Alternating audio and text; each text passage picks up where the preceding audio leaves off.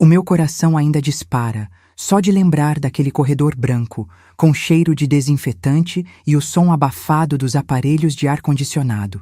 Eu estava sentada ali, apertando as alças da minha bolsa com tanta força que meus dedos já estavam ficando brancos. Ao meu lado, o Osvaldo, o homem com quem eu dividi cada suspiro dos últimos 45 anos, olhava para o nada com aquele olhar perdido, como se estivesse tentando encontrar o caminho de volta para dentro de si mesmo. Há 3 anos, a vida que a gente construiu tijolo por tijolo começou a desmoronar. O Osvaldo sempre foi um homem de uma inteligência viva, sabe? Um mestre de obras que sabia calcular a inclinação de um telhado só no olho. Mas, de repente, ele começou a esquecer onde tinha deixado os óculos. Depois, esqueceu o nome da nossa vizinha de porta, a dona Dirce. E, por fim, começou a repetir as mesmas histórias da juventude 3, 4 vezes na mesma hora. O nosso filho, o Fábio, foi quem assumiu as rédeas de tudo. Ele dizia: "Mãe, o pai tá ficando velhinho, a cabeça dele tá falhando, eu cuido dos remédios, eu cuido dos médicos, a senhora já trabalhou demais." E eu, na minha ingenuidade de mãe que sempre quis ver o filho como um herói, acreditei. Eu me sentia protegida pelo Fábio, enquanto via o meu Osvaldo se apagar como uma vela no fim do pavio. Mas tudo mudou naquela terça-feira, na consulta com o doutor Vinícius, um neurologista novo que o Fábio tinha encontrado. O Fábio estava lá, impecável como sempre, segurando a pasta com os exames do pai. No meio da consulta, o celular dele vibrou.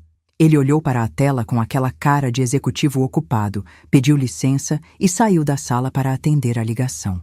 Foi nesse exato segundo que o ambiente mudou.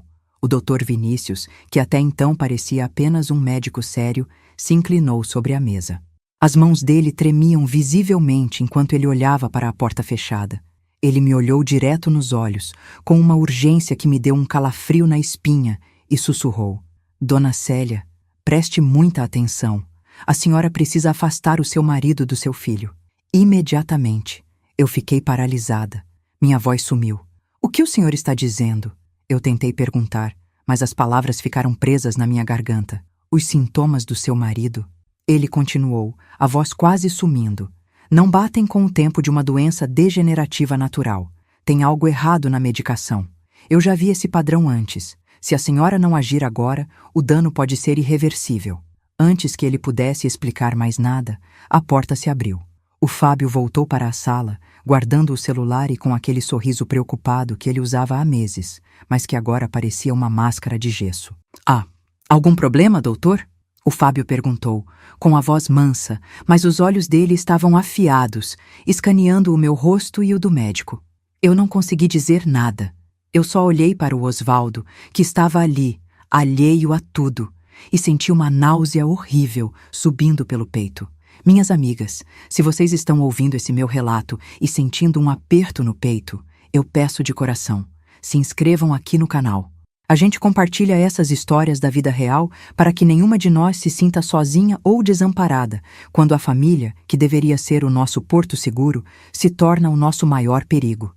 Curtam esse vídeo e comentem aqui embaixo de onde vocês estão assistindo e que horas são aí agora. Eu leio cada comentário.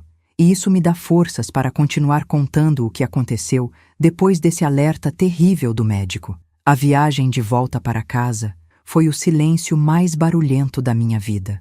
O Fábio dirigia o carro dele, um modelo caro que ele tinha comprado logo depois que começou a ajudar nas finanças do pai, e eu via pelo canto do olho como ele apertava o volante.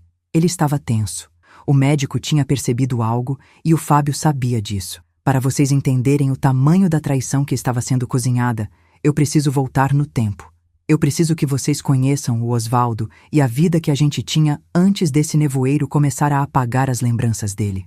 Eu conheci o Osvaldo numa quermesse há quase 50 anos. Eu era uma moça cheia de sonhos, e ele era aquele rapaz trabalhador que já tinha o plano de construir a própria casa com as próprias mãos.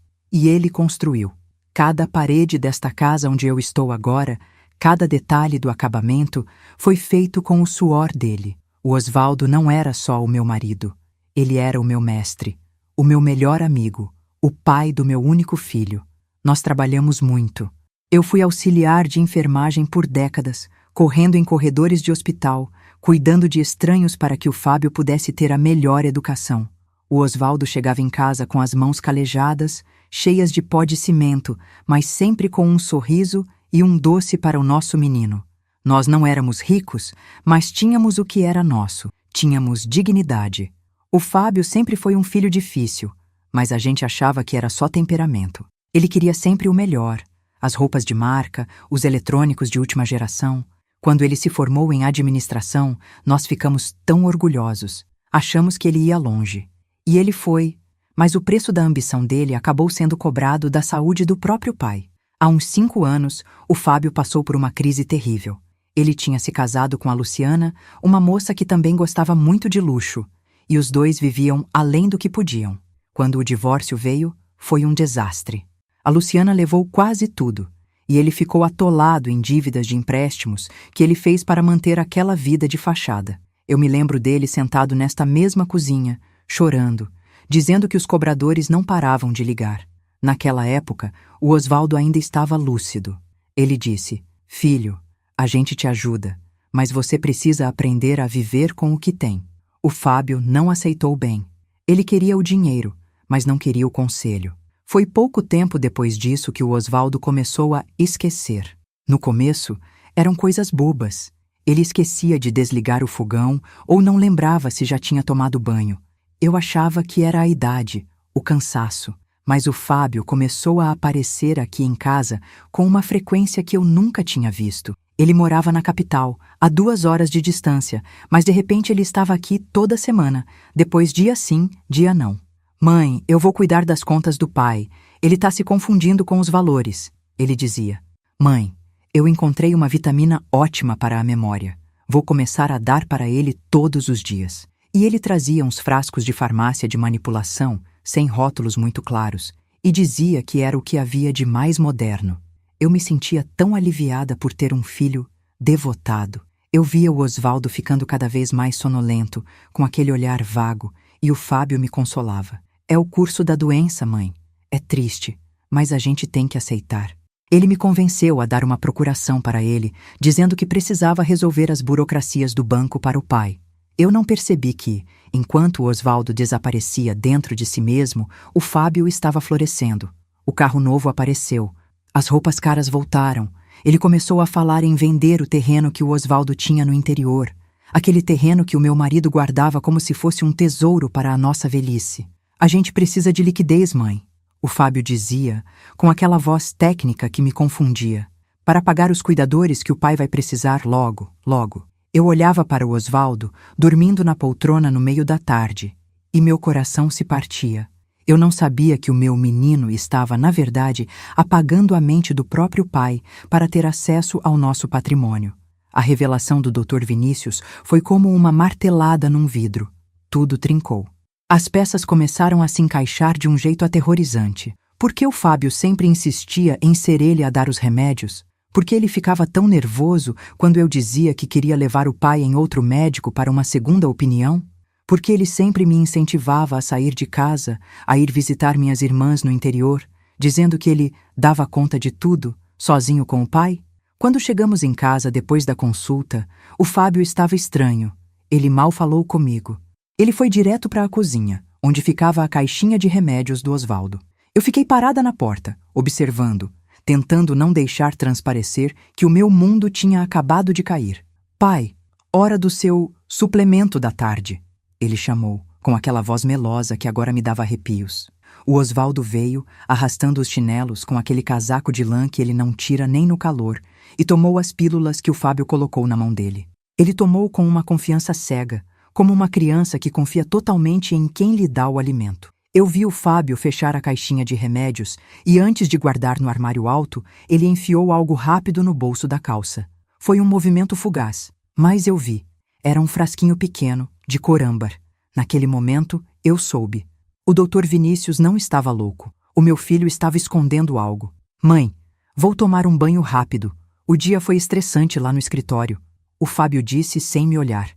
Assim que eu ouvi o som do chuveiro ligando no andar de cima, minhas pernas me levaram até a cozinha. O paletó dele estava jogado na cadeira da mesa de jantar. Minhas mãos tremiam tanto que eu quase não conseguia enfiar os dedos no bolso. Eu nunca, em 72 anos de vida, tinha mexido nas coisas do meu filho. Eu acreditava na privacidade, no respeito, mas o que estava em jogo ali era a vida do homem que me deu tudo.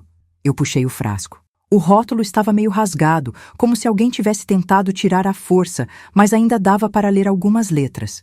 E lá embaixo, em letras bem pequenas, estava escrito: uso veterinário apenas. Meu sangue gelou. Uso veterinário. O que o meu filho estava dando para o pai dele que era feito para animais. Eu guardei o frasco no meu próprio bolso quando ouvi o barulho do chuveiro parando. Eu me sentei na sala, ao lado do Osvaldo, que já estava começando a cochilar de novo por causa daquelas pílulas malditas. Eu olhei para o rosto dele, para as rugas que contavam a nossa história, e uma fúria que eu não sabia que existia começou a queimar dentro de mim. Eu não sou mais apenas uma mãe assustada. Eu sou a Célia Ramos. E se o meu filho acha que vai apagar o meu marido diante dos meus olhos e sair impune, ele não conhece a mulher que o criou. Eu passei aquela noite em claro, sentada na beira da cama, olhando para aquele frasco âmbar escondido debaixo do meu travesseiro. Eu precisava de ajuda. Eu precisava de provas. E eu sabia exatamente quem procurar. Amanhã cedo, o Fábio volta para a capital para resolver negócios. E é aí que a minha verdadeira investigação começa. Eu vou descobrir que veneno é esse. E eu vou trazer o meu Osvaldo de volta. Nem que para isso eu tenha que colocar o meu próprio filho atrás das grades. A noite passou como se cada minuto tivesse 1 hora. Eu não preguei o olho, minhas amigas. Fiquei ali, sentada naquela poltrona velha, ouvindo o tic-tac do relógio da sala e a respiração pesada do Osvaldo no quarto. Aquele frasquinho âmbar, escondido debaixo do meu travesseiro, parecia queimar. Eu sentia o peso dele mesmo sem encostar. Uso veterinário. Essas palavras não saíam da minha cabeça. Como é que um filho que saiu de dentro de mim, que eu embalei no colo, podia ser capaz de dar remédio de bicho para o próprio pai? Quando o dia começou a clarear, eu já tinha tomado uma decisão. Eu não ia confrontar o Fábio agora. O Dr. Vinícius tinha razão. Eu precisava afastar o Osvaldo dele, mas eu precisava de provas. Se eu falasse agora, o Fábio ia dar um jeito de me fazer parecer louca na frente de todo mundo, como ele já vinha tentando fazer. Eu precisava ser mais esperta do que a ambição dele. O Fábio acordou por volta das 7, já com aquela pressa de quem quer fugir de um crime. Ele tomou um café rápido, quase não falou comigo e foi até o quarto dar as vitaminas do pai. Eu fiquei na porta da cozinha, só observando. Tchau, mãe. Volto na sexta para ver como vocês estão. Qualquer coisa, me liga, mas não mexe nos remédios do pai, tá? A senhora se confunde e pode dar a dose errada. Ele disse, me dando um beijo frio na testa. Eu só balancei a cabeça. Por dentro, eu queria gritar. Queria avançar nele e perguntar onde foi que eu errei na criação dele. Mas eu fiquei quieta. Vi o carro dele sumir na esquina e, no mesmo instante, a fraqueza me atingiu.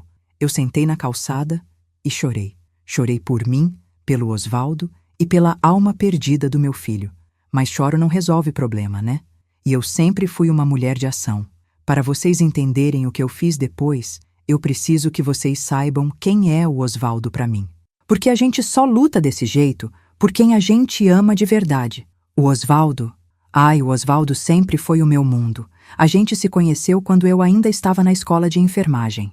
Ele era ajudante de pedreiro na obra de um posto de saúde onde eu fazia estágio. Eu me lembro dele chegando todo sujo de cal, mas com os olhos brilhando. Ele me trazia uma fruta todo dia. Para a moça mais bonita do hospital não desmaiar de fome, ele dizia. Nós casamos sem ter onde cair morto. Moramos de aluguel num quartinho de fundo por 5 anos, até ele conseguir comprar esse terreno onde estamos hoje. Cada tijolo desta casa tem uma história. O Osvaldo não contratou ninguém. Ele mesmo cavou o alicerce. Ele mesmo levantou as paredes nas horas vagas, depois de trabalhar o dia inteiro em outras obras. Eu ajudava como podia, carregando lata de areia, preparando o cimento. A gente era uma equipe. Quando o Fábio nasceu, o Osvaldo chorou feito criança. Ele dizia que o filho dele nunca ia precisar carregar peso, que ele ia ser doutor. E a gente se matou para isso. Eu fazia plantão dobrado no hospital. O Osvaldo pegava a obra de domingo a domingo. Tudo para o Fábio ter os melhores livros, os melhores cursos. E o que a gente ganhou? Um filho que via as nossas mãos calejadas não com orgulho, mas com vergonha. Eu me lembro de uma vez, quando o Fábio tinha uns 15 anos, ele trouxe uns amigos da escola particular onde ele estudava, que a gente pagava com muito sacrifício. O Osvaldo chegou da obra, suado, sujo, e foi dar um abraço no filho. O Fábio se esquivou. Ele ficou vermelho de vergonha dos amigos. Aquilo doeu no meu peito, mas o Osvaldo só sorriu e disse: "Deixa, Célia, ele tá na idade da rebeldia. A gente perdoa, né? A gente sempre perdoa porque é filho. Mas o perdão sem limites vira veneno." E agora o veneno era literal. Assim que o Fábio saiu, eu peguei o meu telefone. Eu precisava de alguém em quem confiar, alguém que soubesse lidar com o lado sujo da vida. E eu pensei no Sr. Antenor. O Antenor é o nosso vizinho de muro há 30 anos. Ele é um sargento aposentado da Polícia Militar. Um homem de poucas palavras, mas de um caráter de ferro. O Osvaldo e ele sempre foram grandes amigos, passavam as tardes de sábado consertando coisas na garagem. Eu bati no portão dele, tentando disfarçar o tremor nas mãos. "Dona Célia, aconteceu alguma coisa? O Osvaldo piorou?" O Antenor perguntou, já preocupado. "Antenor, eu preciso de um favor, mas tem que ser segredo. Eu não posso contar para ninguém, nem pro Fábio, principalmente pro Fábio." Eu contei tudo para ele. Contei da consulta, do que o médico disse e mostrei o frasquinho que eu tinha pego no bolso do meu filho. O Antenor olhou o frasco, cheirou, e o rosto dele foi ficando sério, uma expressão de quem já viu muita coisa ruim nessa vida. "Célia, isso aqui é grave, muito grave. Eu conheço esse tipo de medicação. Tem gente que usa isso para amansar gado ou cachorro bravo. No ser humano, em dose contínua, isso desliga a pessoa. Ela fica zumbi, não lembra de nada, perde a vontade própria. O meu Osvaldo está sendo dopado, Antenor. É isso? É o que parece, Célia. Mas a gente precisa de prova técnica. Eu tenho um conhecido, o Dr. Sérgio, que é um advogado criminalista muito bom, e ele tem contato com um laboratório de toxicologia. A gente precisa levar o Osvaldo para fazer um exame de sangue completo, sem o Fábio saber." Eu senti um frio na barriga. Levar o Osvaldo para exames, mentir para o meu próprio filho, era tudo tão pesado. Mas aí eu olhei para o outro lado do muro e vi o meu marido sentado no banco do jardim, olhando para o vazio, com a boca meio aberta. Aquele não era o mestre de obras que levantou esta casa. Aquele era um homem que estava sendo assassinado aos poucos por quem ele mais amava. "Vamos fazer o que for preciso, Antenor. Eu não vou deixar ele morrer desse jeito." O Antenor foi um herói. Ele mesmo buscou o carro dele e me ajudou a colocar o Osvaldo dentro. Fomos até uma clínica particular na cidade vizinha, onde ninguém nos conhecia. O Dr. Sérgio, o advogado, já estava nos esperando. Ele era um homem sério, de meia idade, que me tratou com um respeito que eu não sentia há muito tempo. "Dona Célia, se o que a senhora suspeita for verdade, nós estamos falando de crime de maus tratos, estelionato e até tentativa de homicídio, dependendo das doses." O Dr. Sérgio explicou, enquanto a enfermeira colhia o sangue do Osvaldo. "Mas precisamos que a senhora seja forte. O seu filho tem a procuração, ele tem o controle das contas. Se ele perceber que a senhora está agindo, ele pode tentar tirar o seu marido da senhora legalmente." "Ele não vai," eu disse com uma voz que eu nem reconheci. Era a voz da enfermeira de pronto-socorro que eu fui um dia, acostumada a lidar com a vida e a morte sem pestanejar. "Ele pode ter o dinheiro, mas eu tenho a verdade. E eu sou a esposa dele." O Dr. Sérgio me explicou que o resultado sairia em 48 horas. Durante esse tempo, eu recebi uma missão difícil. Eu tinha que continuar dando os remédios para o Osvaldo, mas sem o veneno. "Dona Célia, a senhora precisa trocar as pílulas que o seu filho deixou por algo inofensivo, como uma vitamina parecida." O Dr. Sérgio orientou. "Se ele parar de tomar o sedativo de repente, ele vai começar a despertar. E é aí que a gente vai ver a mágica acontecer. Mas a senhora tem que fingir que nada mudou. O Fábio não pode desconfiar." Eu voltei para casa com o coração na mão. Passei na farmácia e comprei umas cápsulas de vitamina B12, que tinham a mesma cor e o mesmo tamanho das pílulas que o Fábio trazia daquela farmácia de manipulação suspeita. Naquela noite, eu fiz a troca. Minhas mãos suavam enquanto eu abria a caixinha de remédios. Joguei as pílulas do Fábio no lixo, bem escondidas no fundo do saco de lixo que eu logo levei para a rua, e coloquei as vitaminas no lugar. Toma, meu amor. O seu remédio, eu disse pro Osvaldo, com o coração saindo pela boca. Ele tomou, como sempre fazia. Me deu um beijinho na mão e foi se deitar. As primeiras 24 horas foram de uma ansiedade terrível. Eu ficava olhando pro Osvaldo a cada 5 minutos. Será que ele está melhor? Será que ele acordou? Mas nada parecia mudar. Ele continuava sonolento, lento. Eu comecei a duvidar. E se o médico estiver errado? E se for demência mesmo, e eu estiver apenas privando ele de um remédio que ele precisa? A culpa de mãe começou a me morder. O Fábio ligou à noite. Oi, mãe. Deu o remédio pro pai? Dei, Fábio. Ele já está dormindo. Ótimo. Não esquece. Amanhã de manhã tem a dose dobrada que o médico novo passou. É importante para ele não ter crises de agitação. Agitação. O Osvaldo nunca foi agitado. Ele era a pessoa mais calma do mundo. O Fábio queria ele apagado, era isso. Mas aí, na manhã seguinte, o milagre começou. Eu estava na cozinha preparando o café quando ouvi um barulho vindo do quarto. Um barulho de chinelos arrastando, mas com firmeza. Eu me virei e lá estava ele. O Osvaldo estava de pé, encostado no batente da porta. Os olhos dele... os meus olhos se encheram de lágrimas só de ver. Eles não estavam mais nublados. Ele estava me olhando de verdade. Célia, ele chamou. A voz ainda estava um pouco rouca, mas era a voz dele. Não aquele murmúrio arrastado de antes. Oi, meu amor, eu estou aqui. Célia, por que eu estou com tanta fome? Parece que eu não como nada de verdade há anos. E que cheiro de café bom é esse? Eu não consegui nem responder, minhas amigas. Eu só corri e abracei ele. Um abraço apertado, sentindo o cheiro de sabonete dele, o cheiro do homem que eu amava. Ele me apertou de volta.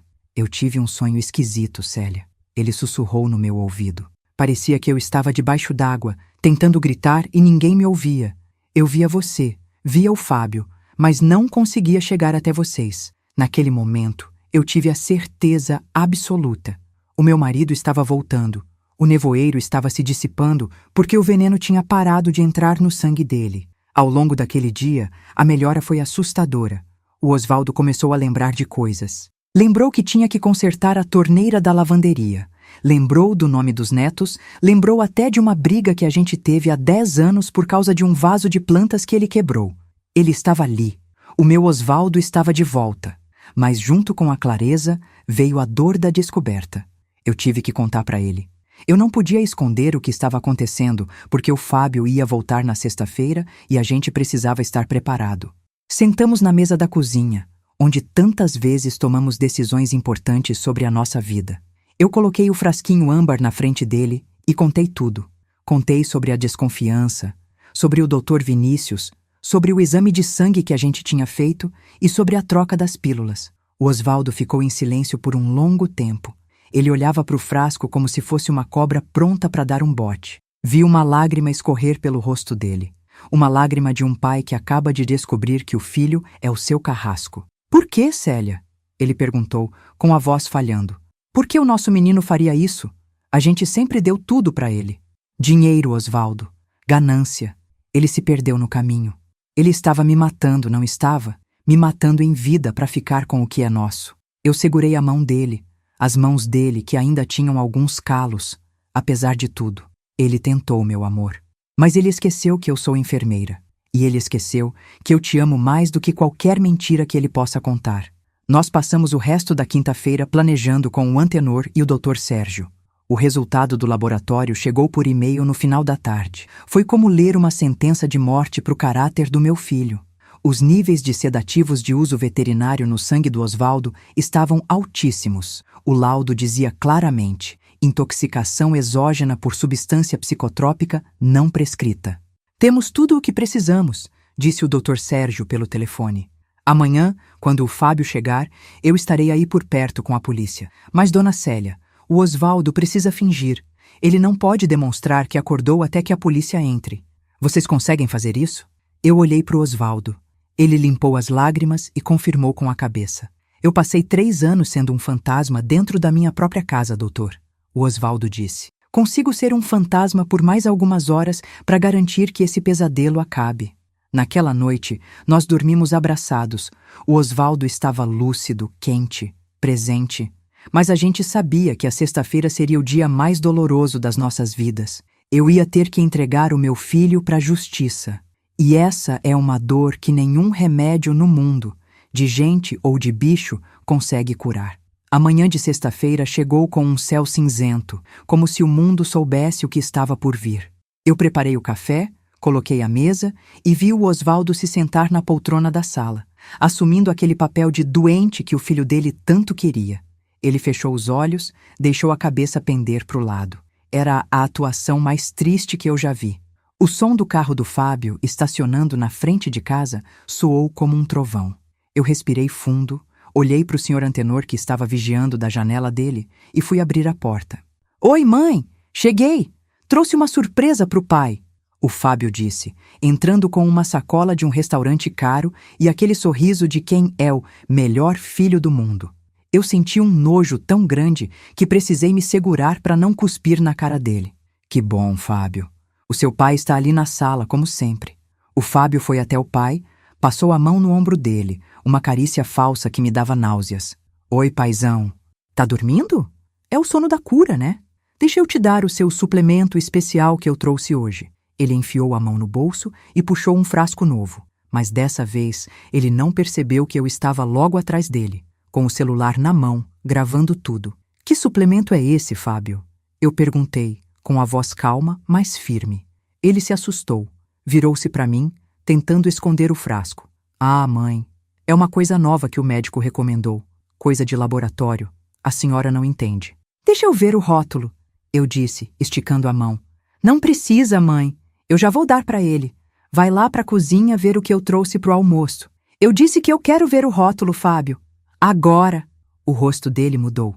Aquela máscara de filho bonzinho caiu e deu lugar a uma expressão de raiva e impaciência. "Escuta aqui, Célia. Eu estou cuidando de tudo. Você não sabe de nada, só fica aqui limpando casa. Eu sou o administrador, eu sou quem resolve os problemas. Se eu digo que é para dar esse remédio, é para dar." Nesse momento, o Osvaldo abriu os olhos. Ele se levantou da poltrona com uma agilidade que o Fábio não esperava. Ele pegou o pulso do filho com aquela força de mestre de obras que ele ainda tinha. E se eu disser que eu não quero tomar o seu veneno, Fábio? O que você vai fazer? Vai me bater também?" O Fábio ficou pálido. O frasco caiu da mão dele e rolou pelo chão de madeira. Ele olhava para o pai como se estivesse vendo um fantasma. "Pai? Você tá falando?" "Estou falando, estou vendo e estou sentindo, meu filho," o Osvaldo disse, com uma voz carregada de uma tristeza profunda. "Estou sentindo o gosto amargo da sua traição." O Fábio tentou recuar, mas a porta da frente se abriu. O Dr. Sérgio entrou, seguido pelo Sr. Antenor e por 2 policiais fardados. "Fábio Ramos, você está preso em flagrante por tentativa de envenenamento e maus tratos a idoso," disse um dos policiais, já sacando as algemas. O meu filho caiu de joelhos no chão. Ele começou a chorar, mas não era um choro de arrependimento. Era o choro do bicho acuado que foi pego na armadilha. "Mãe, me ajuda! É tudo mentira! Eles estão armando para cima de mim! Eles querem o meu dinheiro!" Eu olhei para ele, ali no chão, e por um segundo eu vi o bebezinho que eu carreguei. Mas foi só por um segundo.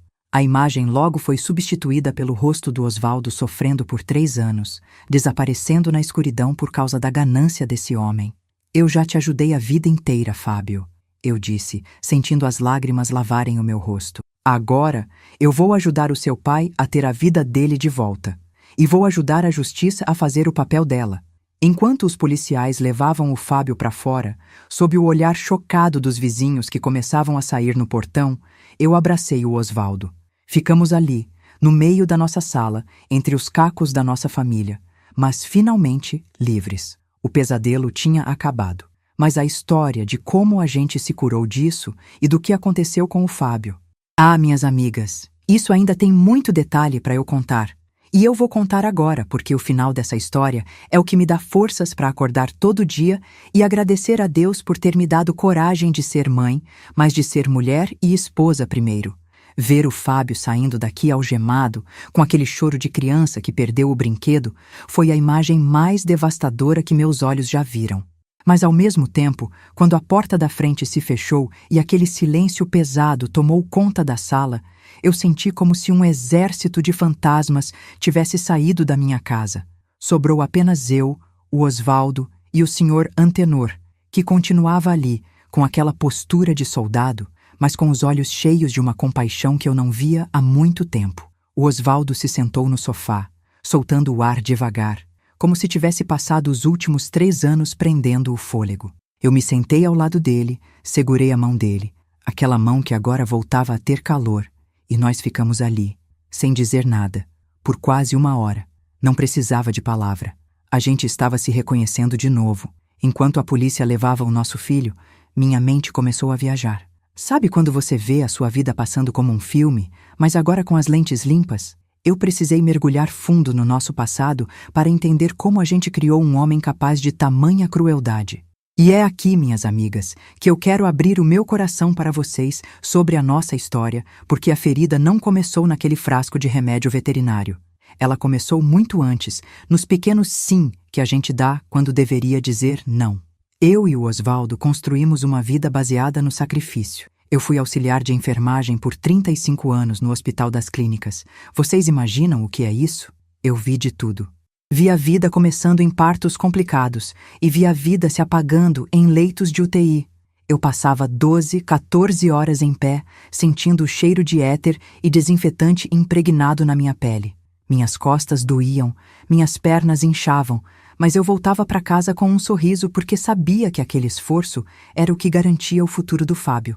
O Osvaldo era mestre de obras. Ele não era apenas um pedreiro, ele era um artista do cimento. Ele tinha um orgulho imenso de dizer que nunca tinha faltado um dia de trabalho. Ele saía de casa às 5 da manhã, com a marmita que eu preparava com tanto carinho, e voltava às 7 da noite, coberto de pó, com a pele queimada do sol, mas sempre com as mãos cheias. Se não era o salário, era um agrado para o menino. Nós decidimos que o Fábio teria tudo o que a gente não teve. Eu me lembro de passar 10 anos usando o mesmo casaco de inverno, reformando a gola, trocando os botões, só para poder pagar o curso de inglês de última geração para o Fábio. O Osvaldo deixava de comprar as ferramentas novas que ele tanto queria para garantir que o Fábio tivesse o tênis de marca que todos os colegas da escola particular usavam. Sim, nós cometemos o erro clássico de muitos pais. Achamos que dar o melhor era o mesmo que dar caráter. Nós blindamos o Fábio de qualquer frustração. Se ele tirava nota baixa, a culpa era do professor que não explicava bem. Se ele quebrava algo, a gente dava um jeito de consertar antes que ele sentisse a perda. Nós criamos um castelo de vidro para ele e passamos a vida polindo as paredes, sem perceber que, lá dentro, ele estava se tornando alguém que achava que o mundo era um buffet livre onde ele podia se servir de tudo, inclusive da nossa dignidade. Eu me lembro claramente de um episódio quando ele tinha uns 17 anos. O Osvaldo tinha guardado um dinheiro suado para trocar as telhas da nossa lavanderia, que estavam todas quebradas. Era um montinho de notas que ele guardava numa lata de biscoitos em cima do armário. Um dia, o dinheiro sumiu. O Fábio jurou de pé junto que não sabia de nada. O Osvaldo, na sua bondade infinita, preferiu acreditar que tinha perdido o dinheiro ou que alguém tinha entrado na casa. Mas eu vi. Eu vi o Fábio com um relógio novo no pulso uns dias depois. Eu confrontei ele e ele chorou. Disse que era a pressão social, que os amigos o humilhavam por ele ser pobre. E o que eu fiz? Eu o abracei. Eu tive pena. Eu não o fiz devolver o relógio. Eu não o fiz encarar o pai. Ali, eu dei a primeira dose de veneno para a alma do meu filho. Quando ele entrou na faculdade de administração, a arrogância dele floresceu de vez. Ele começou a se referir ao trabalho do pai como trabalho braçal, de um jeito pejorativo. Ele tinha vergonha de dizer que o pai era mestre de obras. Ele inventava que o Osvaldo era um empreiteiro de grandes projetos. E o Osvaldo, coitado, só sorria e dizia: "Deixa ele, Célia. Ele quer vencer na vida, ele quer ser alguém." Mal sabia o meu marido que ele já era alguém muito maior do que o filho jamais seria. O Fábio se formou e logo se envolveu com a Luciana. Ela era uma moça de família rica, mas que estava falida. Os dois se alimentavam da mesma vaidade. Eles queriam jantares caros, viagens para o exterior, fotos em redes sociais mostrando uma vida de realeza enquanto as faturas dos cartões de crédito se acumulavam como neve. Quando o Fábio vinha aqui em casa, ele não vinha para nos ver. Ele vinha para sondar. Ele perguntava quanto valia a casa, se o terreno do interior estava com a documentação em dia, quanto o Osvaldo recebia de aposentadoria líquida. Mãe, vocês precisam modernizar esse pensamento, ele dizia, enquanto tomava o café que eu passava. Dinheiro parado é dinheiro perdido. Vocês deveriam investir em fundos que eu gerencio. Graças a Deus, o Osvaldo sempre foi um homem do dinheiro na mão. Ele nunca aceitou as propostas do Fábio, e foi aí que o ressentimento do nosso filho começou a virar algo mais sombrio. 3 anos atrás, quando o Osvaldo começou a ter aqueles primeiros lapsos, o Fábio não se mostrou preocupado. Ele se mostrou eficiente. Foi assustador. Ele apareceu aqui com uma lista de médicos que ele mesmo escolheu. Ele levava o pai nas consultas e não me deixava entrar. Mãe, o vocabulário médico é complexo. Eu traduzo para a senhora depois. E o que ele traduzia era sempre a mesma sentença. É demência precoce, mãe. O pai está perdendo o juízo. Eu me senti tão pequena, minhas amigas. Eu, que fui auxiliar de enfermagem, que cuidei de tanta gente, me deixei ser anulada pelo meu próprio filho. Eu acreditava que ele estava me poupando da dor de ver o declínio do meu marido. Eu não percebia que ele estava construindo a jaula. Foi nessa época que ele começou com a história da procuração. A senhora não entende de bancos digitais, de senhas, de impostos de renda. Ele argumentava. Se o pai tiver uma crise e precisar de dinheiro rápido, a gente vai ficar travado pela burocracia. Assinar aquela procuração foi como entregar as chaves da nossa vida para um assaltante que eu mesma tinha criado. O Fábio começou a vender as coisas. Primeiro foram as ferramentas do Osvaldo. Ele dizia que o pai não podia mais mexer com aquilo, que era perigoso. Viu o Osvaldo chorar vendo suas serras e martelos sendo levados embora. Depois, foi o carro. O pai não tem reflexo para dirigir e a senhora não precisa de um carro na garagem pegando poeira. E o dinheiro? O dinheiro ia para uma conta que o Fábio dizia ser um fundo de saúde. Mas o fundo de saúde do Fábio parecia só pagar as dívidas dele. Eu comecei a notar que as compras de mercado aqui em casa estavam ficando mais simples. Ele dizia que a gente precisava economizar. Enquanto isso, eu via fotos dele em restaurantes caros na capital. Ele dizia que eram jantares de negócios para tentar recuperar o que a Luciana tinha levado no divórcio. E o Osvaldo? O meu pobre Osvaldo ia ficando cada vez mais mudo. Ele, que adorava cantar enquanto tomava banho, parou de cantar. Ele, que lia o jornal de ponta a ponta e comentava as notícias comigo, agora só olhava para as imagens, sem entender. Eu achava que era a doença. Eu chorava à noite pedindo a Deus que levasse a mim e deixasse o juízo dele. Eu não sabia que o juízo dele estava sendo roubado por um frasquinho âmbar que o Fábio trazia toda semana. O Fábio insistia que ele mesmo desse o remédio da noite. É uma pílula difícil de engolir, mãe. Eu tenho o jeito certo. Ele ia para o quarto com o pai, fechava a porta e ficava lá uns 10 minutos. Quando saía, o Osvaldo já estava babando no travesseiro, num sono que parecia um coma. É para ele descansar, mãe. O cérebro dele precisa de repouso, o Fábio dizia, limpando as mãos com uma frieza que hoje eu reconheço como sociopatia. Se não fosse o doutor. Vinícius, eu acho que o Osvaldo não duraria mais 6 meses. O doutor Vinícius foi um anjo. Ele é filho de uma antiga colega de trabalho minha do hospital. Quando o Fábio marcou a consulta com ele, achando que seria apenas mais um médico para carimbar o diagnóstico de demência, ele não sabia que o Dr. Vinícius conhecia a minha história de dedicação no hospital. Naquela consulta, o Dr. Vinícius notou que os reflexos pupilares do Osvaldo estavam estranhos. Ele notou que a letargia dele não era compatível com os exames de imagem que o Fábio tinha levado, que agora eu suspeito que eram de outra pessoa ou estavam alterados. O alerta que o médico me deu foi o despertador da minha alma. Afaste o seu marido do seu filho. Minhas amigas, vocês conseguem imaginar o que é ouvir isso? É como se o chão desaparecesse e você ficasse pendurada por um fio. Mas aquele fio era o amor pelo Osvaldo. Depois que o Fábio foi preso, o senhor, Antenor, me ajudou a vasculhar o quarto onde o Fábio ficava quando vinha para cá. Nós encontramos coisas que me fizeram perder o fôlego. Debaixo do fundo falso de uma gaveta, havia contratos de venda do nosso terreno no interior, que o Fábio já estava negociando sem o meu conhecimento, usando a procuração. Havia boletos atrasados de meses da escola dos meus netos, que ele dizia que estava pagando com o nosso dinheiro. E havia mais frascos, muitos frascos. Mas o que mais me doeu foi encontrar um diário do Fábio. Ele sempre escreveu muito. Eu li algumas páginas e precisei me sentar para não desmaiar.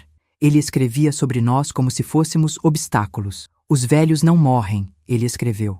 Eles ficam aí, sentados em cima de um patrimônio que eles não usam, enquanto eu me afogo em dívidas. O pai já viveu o que tinha que viver. Um pouco de paz química vai fazer bem para todos nós. Paz química. Era assim que ele chamava o ato de apagar o próprio pai. O Osvaldo leu aquilo também. Ele leu cada palavra com uma calma que me assustou. Ele não gritou. Ele não chorou de novo. Ele apenas fechou o caderno e olhou para o Sr. Antenor. Antenor, meu amigo, eu quero a minha vida de volta. Eu quero as minhas ferramentas. Eu quero o meu nome limpo, o Osvaldo disse. Nós vamos conseguir tudo isso, Osvaldo. O Antenor respondeu, colocando a mão no ombro dele. Mas agora a gente precisa cuidar do que vem pela frente. O Fábio vai tentar sair. Ele tem contatos, ele sabe falar bem. Ele vai tentar convencer o juiz de que foi um erro de medicação. O doutor Sérgio, o advogado criminalista que o Antenor trouxe, tem sido o nosso pilar. Ele explicou que o Fábio vai responder por vários crimes. A apropriação indébita já está provada pelos extratos bancários que o doutor Sérgio conseguiu levantar. O Fábio desviou mais de R$200 mil das nossas contas nos últimos 2 anos, dinheiro que o Osvaldo guardou a vida inteira para a nossa velhice. Mas o crime mais grave é a tentativa de homicídio qualificado pelo uso de veneno e o crime de maus-tratos a idoso com resultado de lesão grave. O laudo do laboratório de toxicologia é irrefutável. A dosagem daquela substância veterinária no sangue do Osvaldo era letal a longo prazo. O Fábio não estava apenas dopando o pai. Ele estava causando uma falência lenta dos órgãos. Dona Célia, o seu filho planejou isso com uma precisão matemática. O doutor Sérgio me disse numa reunião aqui na minha cozinha, 2 dias depois da prisão. Ele sabia que se o seu marido morresse de repente, poderia haver uma investigação.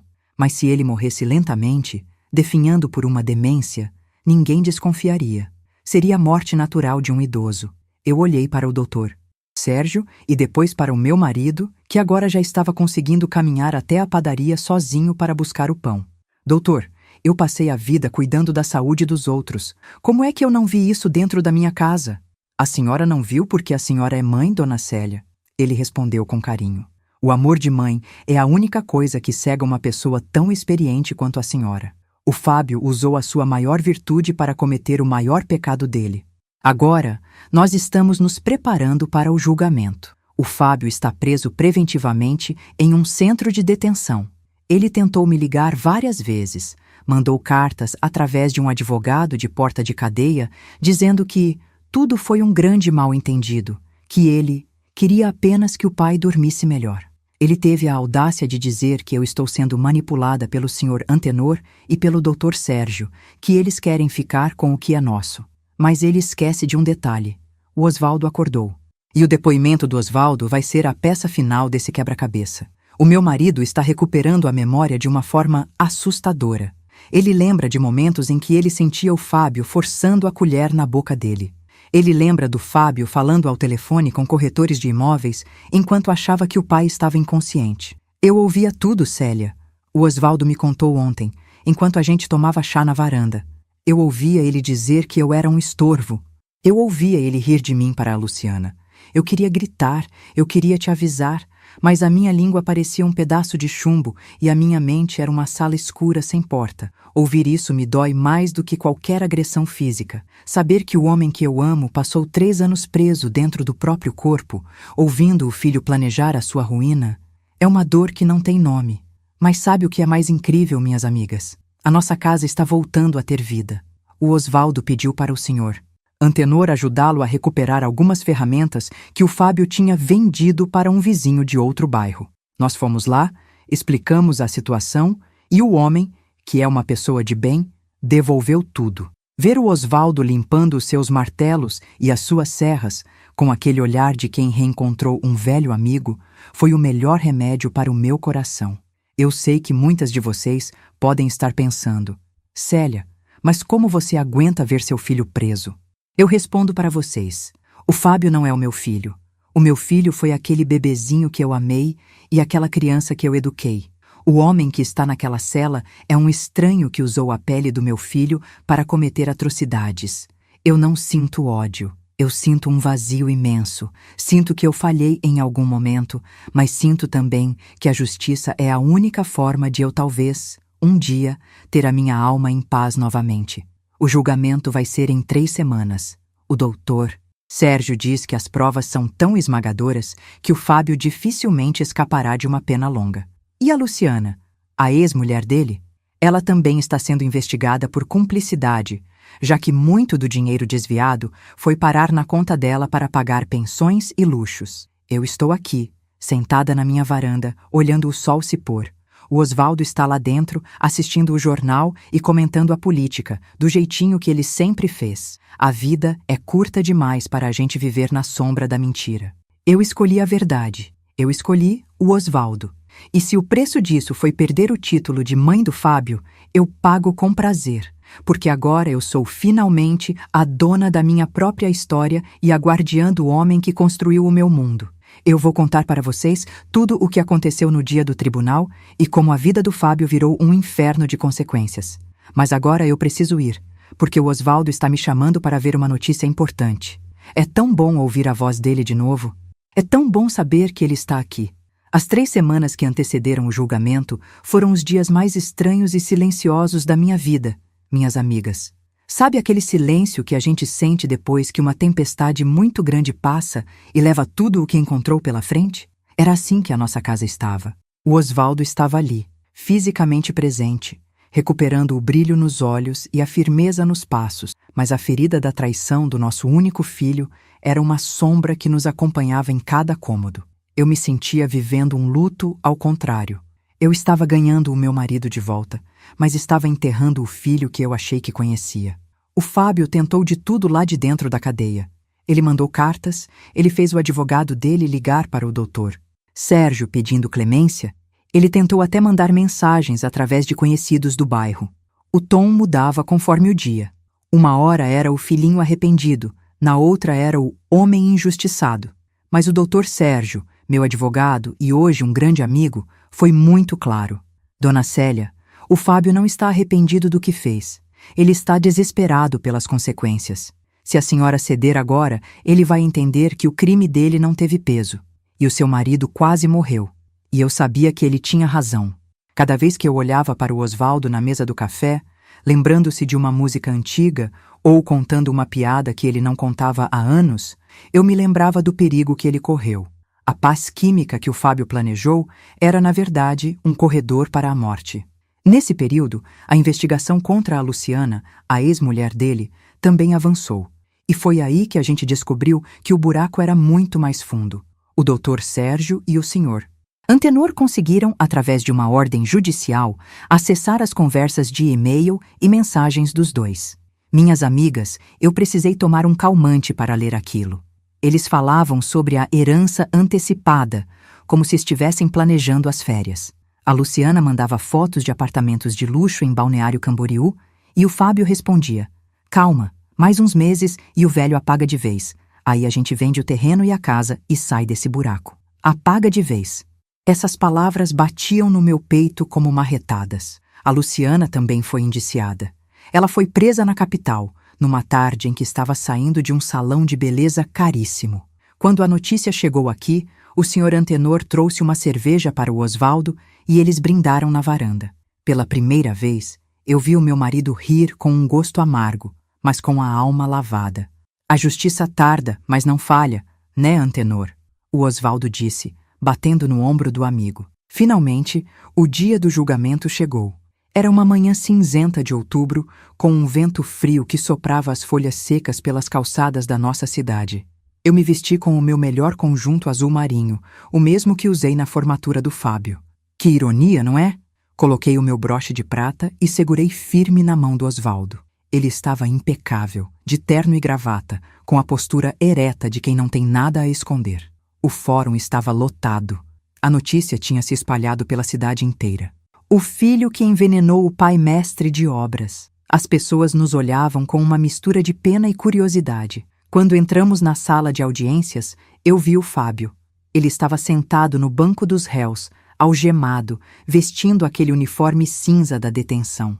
Ele tinha perdido peso, o cabelo estava mal cortado e o rosto, que sempre foi tão altivo, agora estava curvado. Quando ele nos viu entrar, ele soltou um soluço alto, um som que antes me faria correr para abraçá-lo, mas que agora só me causava um cansaço profundo.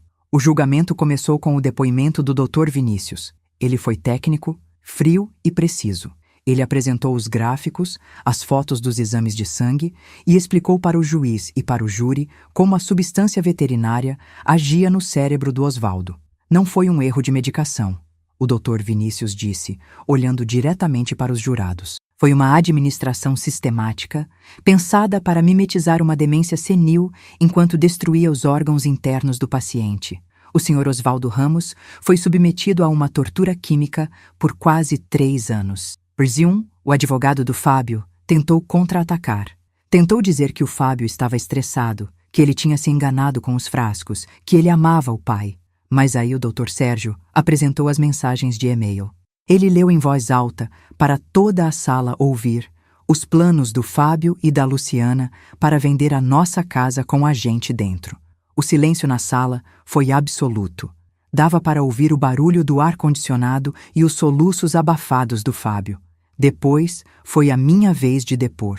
Eu me sentei naquela cadeira, olhei para o juiz, um homem sério, e contei a minha história. Contei dos 35 anos no hospital, do suor do Osvaldo nas obras, do amor que a gente despejou naquele filho único. Contei da dor de ver o meu marido desaparecendo e da culpa que eu senti por não ter visto a verdade antes. Eu sou mãe, Excelência, eu disse com a voz firme, apesar das lágrimas que teimavam em cair. E ser mãe é a maior bênção do mundo, mas também pode ser a maior cegueira. Eu protegi o Fábio de todas as dificuldades da vida, e no final, ele se tornou a maior dificuldade que o pai dele já enfrentou. Eu não estou aqui pedindo vingança. Eu estou aqui pedindo que o meu marido possa dormir em paz, sabendo que o teto dele não vai ser vendido por quem ele mais amou. Mas o momento que ninguém esperava foi o depoimento do Osvaldo. O meu marido se levantou, foi até o microfone e, com aquela voz de mestre de obras que impõe respeito em qualquer canteiro, ele falou. Ele não olhou para o Fábio como um pai olha para um filho. Ele olhou como um homem olha para uma traição. Eu construí esta cidade, Excelência. Construí escolas, hospitais e casas para milhares de famílias. Eu sempre soube o valor de um alicerce firme. Mas eu descobri que o alicerce da minha própria família estava podre por causa da ganância do meu filho. O Fábio não queria o meu dinheiro. Ele queria a minha ausência. Ele queria que eu não existisse para que o caminho dele fosse mais fácil. Mas eu estou aqui. Eu acordei. E eu sou a prova viva de que a maldade não tem a última palavra. O Fábio desabou. No meio do depoimento do pai, ele se levantou, interrompeu o seu próprio advogado e gritou: "Eu confesso, eu fiz tudo. Eu não aguentava mais ser pobre, eu não aguentava mais as dívidas. Eu só queria que fosse mais rápido." A confissão dele selou o destino dele. O juiz não teve dúvidas. A sentença foi lida no final do 3º dia. O Fábio foi condenado a 12 anos de prisão em regime fechado por tentativa de homicídio qualificado, maus tratos a idoso e estelionato. A Luciana pegou 6 anos por cumplicidade e fraude financeira. A saída do tribunal foi um borrão. Lembro-me apenas de segurar o braço do Osvaldo e sentir que o ar estava mais leve. Já se passaram 6 meses desde o julgamento. A nossa vida, minhas amigas, é outra. O Fábio está cumprindo a pena dele.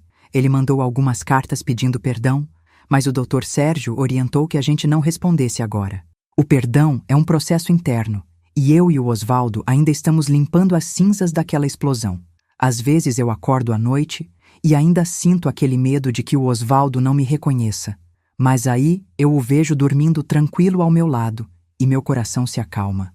A Luciana também está presa, e as dívidas deles foram pagas com o pouco que restou dos bens que eles tinham em conjunto. Nós conseguimos recuperar cada centavo que o Fábio tinha desviado das nossas contas, graças à agilidade do doutor Sérgio. O terreno do interior continua lá, verde e bonito, esperando por nós. Mas a maior cura foi emocional. O Osvaldo voltou a trabalhar. Sim, vocês acreditam? Ele não pega mais em peso, claro, mas ele virou consultor.